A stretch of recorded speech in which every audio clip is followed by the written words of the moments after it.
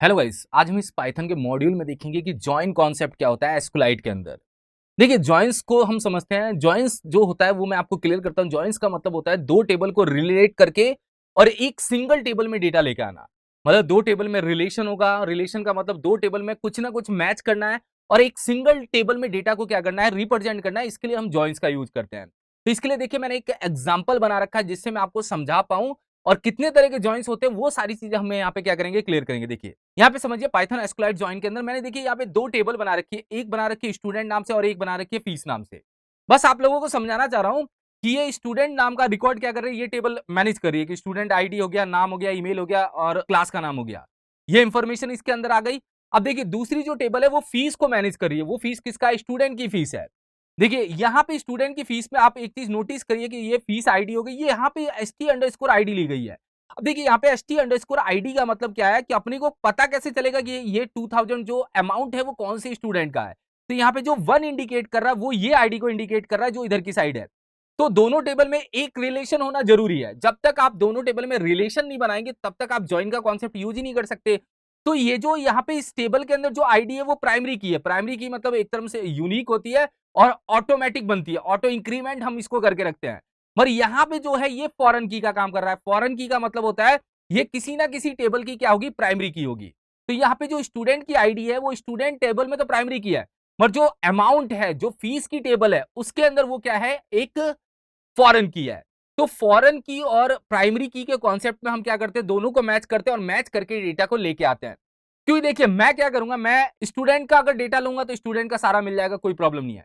मैं यहाँ पे क्या करूंगा, फीस के डेटा को क्या करूंगा, सेलेक्ट क्वेरी से लेके आऊंगा।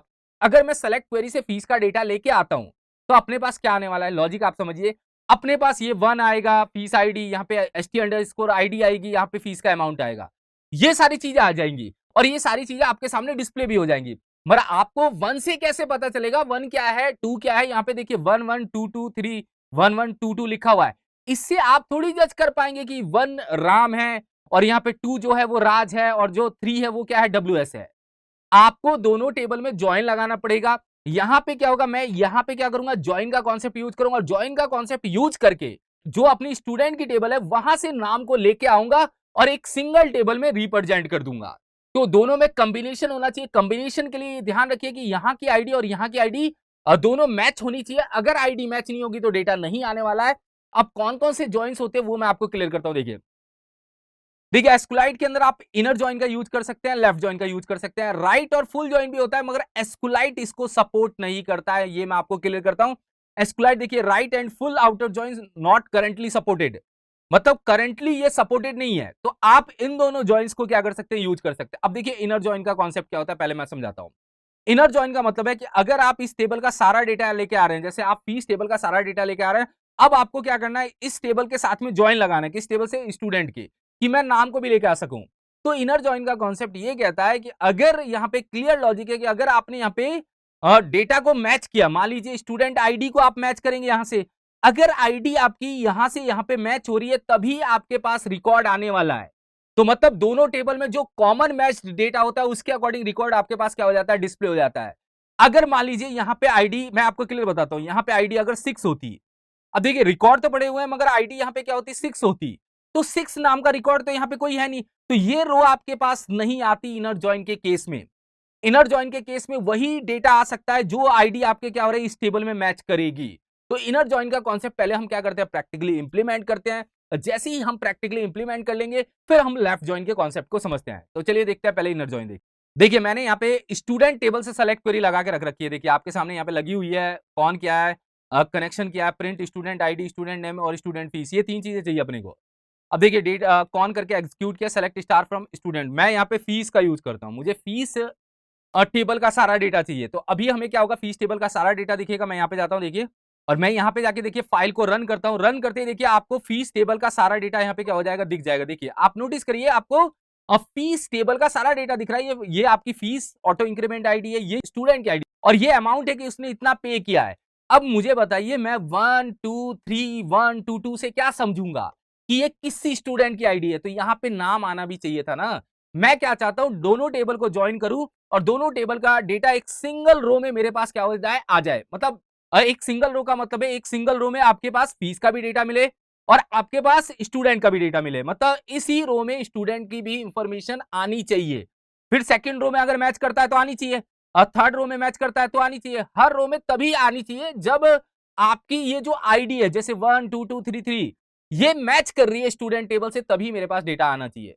तो हम इनर जॉइन के कॉन्सेप्ट को यूज करके दो टेबल को कंबाइन करके एक सिंगल जगह डेटा लेके आ सकते हैं। तो एक बार मैं इसको क्या करता हूं, प्रैक्टिकली इंप्लीमेंट करता हूं। देखिए ये सेलेक्ट स्टार फ्रॉम फीस, अब देखिए सिंटेक्स देखिएगा, यहां पे आपको लिखना है, अब देखिए एज करके मैं एलियास बना रहा हूं एफ, देखिए मैंने फीस का एलियास बना दिया एफ। अब एफ क्या है, अब फीस का ही एक शॉर्ट नेम है, मतलब आप फीस को अब फीस से रिप्रेजेंट ना करके एफ से रिप्रेजेंट कर सकते हैं। Select star from fees as F, आप यहां पे इनर लिखेंगे, इनर और यहां पे ज्वाइन, क्लियर देखिएगा। इनर ज्वाइन कीवर्ड फिक्स है, आपको यही कीवर्ड लिखना पड़ेगा। और कौन सी टेबल से करना है आप बताइए कि आप कौन सी टेबल से इनर ज्वाइन करना चाहते हैं। तो आप यहां पे लिख देंगे स्टूडेंट। अब देखिए यहां पे आपने क्या किया, select star from fees F, inner join student as S. तो हमारा जो फीस है वो ज्वाइन होने जा रहा है स्टूडेंट टेबल से। अब दोनों में आप रिलेशन बताइए कि दोनों में रिलेशन क्या है, क्योंकि रिलेशन अपने को बताना पड़ेगा। जब तक हम रिलेशन को बताएंगे नहीं तब तक अपने को पता थोड़ी चलेगा कि मैच हुआ कि नहीं हुआ। हमने ज्वाइन कर दिया, इसको फीस को ज्वाइन कर दिया स्टूडेंट से। अब बताओ कि फीस में कौन सी ऐसी फील्ड है जो स्टूडेंट टेबल में भी कॉमन है। तो यहां पे देखिए मैं डीबी ब्राउजर को ओपन करता हूं, यहां पे देखिए ये जो st_id है वो अगर आप जाके देखेंगे, मैं यहां पे बताता हूं, यहां पे जो आपकी स्टूडेंट टेबल है, ब्राउज टेबल करता हूं, स्टूडेंट की आईडी हो गई। चलिए मैं यहां पे जाता हूं और फीस टेबल में जाता हूं, देखिए और यहां पे करता हूं, तो यहां पे जो st_id है वो इससे क्या होनी चाहिए, मैच होनी चाहिए। तो आप यहां पे लिखेंगे f.st_id। अब देखिए st_id का मतलब है एफ टेबल। एफ टेबल मतलब फीस टेबल के अंदर जो st_id है वो इक्वल होनी चाहिए, किसके इक्वल होनी चाहिए मैं आपको बता देता हूं, एस टेबल के अंदर जो उसकी आईडी है st_id। तो मैं ये क्लियर करना चाह रहा हूं, ये जो एफ है वो फीस को रिप्रेजेंट कर रहा है, उसकी आईडी अगर एस टेबल के st_id से मैच करती है वो डेटा आप लेके आ जाओ। अगर मैच नहीं करेगी तो डेटा नहीं आने वाला। तो अभी तो क्लियर है कि अभी तो पड़े हुए हैं 1 2 3 सारी आईडी क्या है स्टूडेंट के अंदर पड़ी हुई है। तो अभी अपने को ये सारे रिकॉर्ड यहाँ पे क्या करेगा, रिटर्न करेगा। देखिए मैं यहाँ पे क्लियर स्क्रीन करता हूँ और यहाँ पे हिट करता हूँ। अब देखिए यहाँ पे सिंटेक्स एरर आ रही है, कहाँ पे नियर एफ जो लिखा हुआ है वो मैं बता देता हूँ कहाँ पे। देखिए नियर एफ कहाँ पे था, यहाँ पे। तो अपना एक कीवर्ड मिसिंग हो गया। हमने क्या किया, सेलेक्ट स्टार फ्रॉम क्या किया, fees as F, inner join किया स्टूडेंट से एज, यहाँ पे एस है और यहाँ पे एफ है। अब देखिए यहाँ पे आप यूज करेंगे ऑन कीवर्ड का। ऑन कीवर्ड मिसिंग नहीं होना चाहिए, ऑन मेरे से मिसिंग हो गया, आपसे नहीं होना चाहिए। ऑन फिर बताओ कि एफ टेबल में कौन सी आईडी है और एस टेबल में कौन सी आईडी है। अब जाके आप यहाँ पे क्या करिए, क्लियर स्क्रीन करके रन करेंगे तो आपको दोनों टेबल का डेटा एक जगह कंबाइन होकर दिखेगा। देखिए एक पूरी रो आ रही है जो दोनों टेबल के डेटा को मैनेज कर रही है। तो यहाँ पे राम है, 12th है, ये देखिए दोनों टेबल का डेटा आपके पास मैच होके आ रहा है। आप क्लियर देखिए आपके पास दोनों टेबल का डेटा क्या हो रहा है, मैच होके आ रहा है। मतलब लॉजिक ये है कि अपने को इतना डेटा तो दिखाना नहीं है। अपने को क्या क्या दिखाना है, एक तो स्टूडेंट की आईडी दिखानी है, एक दिखाना स्टूडेंट का नेम और एक दिखाना स्टूडेंट का फीस। तो हम यहाँ पे स्टार को हटा देते हैं क्योंकि स्टार तो पूरा पूरा डेटा लेकर आएगा हर टेबल का। हम क्या कहते हैं, एफ में से क्या लेना है आप मुझे बताइए पहले, और पोजीशन सेट करिए कि सबसे पहले कौन सा डेटा चाहिए आपको। यहाँ पे देखिए स्टूडेंट की आईडी चाहिए, तो स्टूडेंट की आईडी तो आप एफ से भी ले सकते हैं क्योंकि एफ टेबल में भी है, तो f.st_id। तो आप बता रहे हैं कि एफ के अंदर से ये फील्ड का डेटा लेके आना है।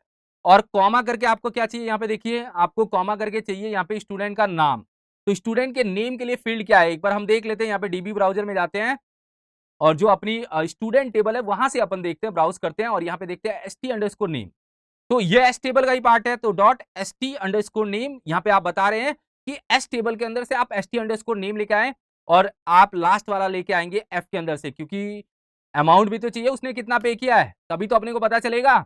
तो मैं एफ टेबल के अंदर जाता हूँ, एफ मतलब फीस की टेबल है अपनी, और फीस की टेबल के अंदर से फील्ड्स देख लेता हूँ कौन सा है अपना, फीस_अमाउंट। तो डॉट करके मैं यहाँ पे क्या करता हूँ, फीस_अमाउंट को यूज करता हूँ आपके सामने।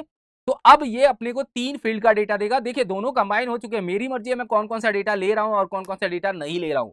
स्टार लगा दूंगा तो दोनों टेबल का पूरी रो मेरे पास एक रो में आ जाएगी। पर मैंने स्टार नहीं लगाया, मैंने बताया कि एफ में एसआईडी ले आओ, एस में से स्टूडेंट का नेम ले आओ और एफ में से क्या ले आओ, फीस अमाउंट। अब 3 ही डेटा आपके पास यहाँ पे क्या होगा, आएगा। देखिए मैं यहाँ पे रन करके आपको दिखा देता हूँ और यही चाहिए था अपने को। तो ज्वाइन का कॉन्सेप्ट क्लियर है ना, कि देखिए राम आ गया आपके पास जबकि राम स्टूडेंट टेबल में पड़ा है और क्वेरी दोनों टेबल को कंबाइन होकर चल रही है। अब आप यहां पे कर लीजिए, ए ऑफ 0 करेंगे तो आपको आईडी दिखेगी, और कॉमा करके आप ए ऑफ 1 करेंगे तो क्या दिखेगा, आपको नाम दिखेगा, और कॉमा करके ए ऑफ क्या करेंगे 2 करेंगे तो आपको दिख जाएगा यहाँ पे अमाउंट। तो मैं यहाँ पे क्या करता हूँ, क्लियर स्क्रीन करता हूँ और यहाँ पे दिखा देता हूँ। ये आपके सामने डेटा क्या हो गया, रिप्रेजेंट हो गया। अब देखिए, अब मैं क्या करता हूँ, चलिए मैं यहाँ पे डीबी ब्राउजर में जाता हूँ और इसके अंदर से डेटा को क्या कर देता हूँ, हटा देता हूँ। एक बार मैं इसको एडिट कर देता हूँ एक बार। देखिए पहले वाली रो में मैं क्या है, जिसकी फीस आईडी 1 है और 2000 है, उसमें से मैं इसको क्या कर रहा हूँ, हटा रहा हूँ एक बार, और हटा के यहाँ से अप्लाई कर देता हूँ, या मैं 0 कर देता हूँ एक बार, रुकिए, या मैं ऐसी आईडी कर देता हूँ जो इसके अंदर अवेलेबल नहीं है। तो देखिए 0 हो गया इसके अंदर, st_id में क्या चला गया, 0। नोटिस करिए, अब 0 तो किसी स्टूडेंट की आईडी है नहीं। एक बार हम इसको क्या कर देते हैं, सेव कर देते हैं। तो 0 आप देखिए किसी की भी आईडी नहीं है। अगर 0 किसी भी स्टूडेंट की आईडी नहीं है, क्योंकि आप स्टूडेंट वाले में जाके देखेंगे तो 0 किसी की आईडी थोड़ी है, 1 है राम की, 2 है राज की और 3 किसकी है, डब्ल्यूएस की। तो अभी ये वाला डेटा आपके पास नहीं आने वाला है। मैं आपको क्लियर बता देता हूं, एक रो आपके पास कम हो जाएगी। अभी देखिए वो 2000 वाली रो कम हो गई है, क्योंकि यहाँ पे 3000 वाला आ रहा है, 5000 आ रहा है, मगर 2000 वाला डेटा मेरे पास आ ही नहीं रहा है। अब देखिए 2000 वाला डेटा पड़ा वो तो है, देखिए मैं यहाँ पे जाता हूँ और आपको दिखाता हूँ, ब्राउज टेबल करता हूँ, ये पड़ा है, मगर ये आईडी मैच नहीं की ना। st_id अगर स्टूडेंट की आईडी से मैच नहीं करेगी तो रो नहीं आने वाली। किसी भी प्रोसेस में रो नहीं आएगी इनर जॉइन के कॉन्सेप्ट के अंदर। तो अभी जो मैंने बताया वो इनर जॉइन बताया। इनर जॉइन का मतलब होता है दो टेबल को ज्वाइन करिए और एक जगह डेटा लेके आइए, और दोनों टेबल में जो कॉमन रिकॉर्ड्स होंगे और जो दोनों टेबल में मैच्ड रिकॉर्ड होंगे वो आपके पास डिस्प्ले हो जाएंगे। अब देखते हैं नेक्स्ट जॉइन। देखिए यहाँ पे, देखिए नेक्स्ट है लेफ्ट जॉइन, जो सपोर्टेबल है वो मैं सारी चीजें क्लियर करता हूं। अब देखिए लेफ्ट जॉइन होता क्या है, मैं आपको क्लियर करता हूं। लेफ्ट जॉइन का लॉजिक ये है कि लेफ्ट टेबल का सारा डेटा लेके आना।